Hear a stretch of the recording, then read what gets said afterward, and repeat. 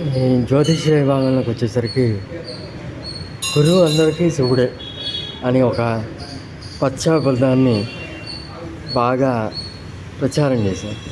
అలాగే రోహిణి నక్షత్రమైన రోహిణి నక్షత్ర ముహూర్తమైన అందరికీ బ్రహ్మాండంగా ఉపయోగపడుతుందని ఆ పంచాంగాల్లో ముహూర్తాన్ని ప్రతి ఒక్కరికి ఆపాదించడం, ఇది మనం పురోహిత సమాజంలో చూస్తున్నాం.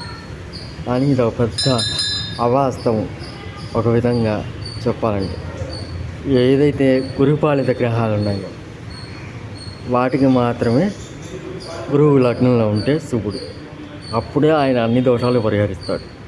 అంతేగాని శనిపాలిత గ్రహాలు అయిన మకరం కుంభం, అలాగే మిథునం కన్య, అలాగే వృషభం తుల, వీటికి లగ్నంలో గురువు ఉంటే యోగితుడు. ఈ విషయాన్ని ఎవరు చెప్పరు. ఎంతకాలమైనా పాత చింతకాయ పచ్చడిలాగే అదే పని చేసుకుంటూ పోతుంటారు. ఇందులో ఏమాత్రం ముందుకెళ్ళే ఇది లేదు. వీళ్ళ దగ్గర మీద సత్తా లేదు. అది పాత చింతకాయ పచ్చడిలాగా గురువు అందరికీ శివుడే, శని అందరికీ పాపే. ఇట్లా చెప్పేసి శని అంటే విపరీతమైన భయాన్ని, గురువు అంటే విపరీతమైన భక్తిని కలిగిస్తున్నారు. కానీ యాక్చువల్గా ఏ గ్రహమైనా సరే నీకు నీ జన్మ చక్రంలో కనుక చెడు స్థానాలు 6, 8, 12 ఉంటే కనుక, నీ ఆయుష స్థానంలో కనుక ఉంటే కనుక అది చెడు చేసే సమయం వచ్చిందంటే అది ఏ గ్రహమైనా నీకు చెడు చేస్తుంది.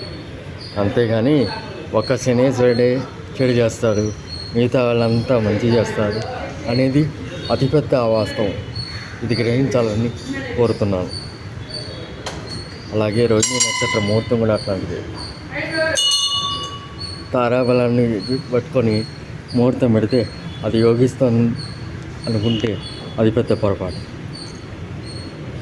పంచాంగంలో ఇచ్చిన ముహూర్తం అందరికీ ఒకే రకంగా వర్తించదు, అందరికీ ఒకే ప్రయోజనాన్ని కూడా ఇవ్వదు. ఈ విషయం తెలుసుకోవాలి. వాళ్ళని ఉజ్జాయింపుగా ఇస్తారు. అలాగే రాశి ఫలితాలు కూడా అలానే ఉన్నాయి. వాళ్ళు చెప్పేవి ఎక్కువ శాతం వాస్తవాలు, అభూత కల్పన.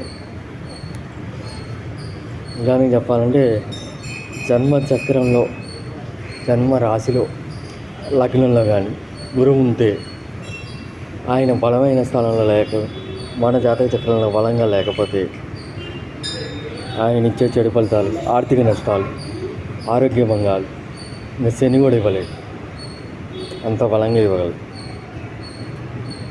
భాగవతుల వీడియోస్, డివోషనల్ టూర్స్, అలాగే ఆస్ట్రాలజీ విభాగాన్ని మీరంతా ఆదరిస్తారని కోరుకుంటూ ఈ భాగవతుల లక్ష్మీనారాయణ శర్మ, కొత్తపేట, గుంటూరు.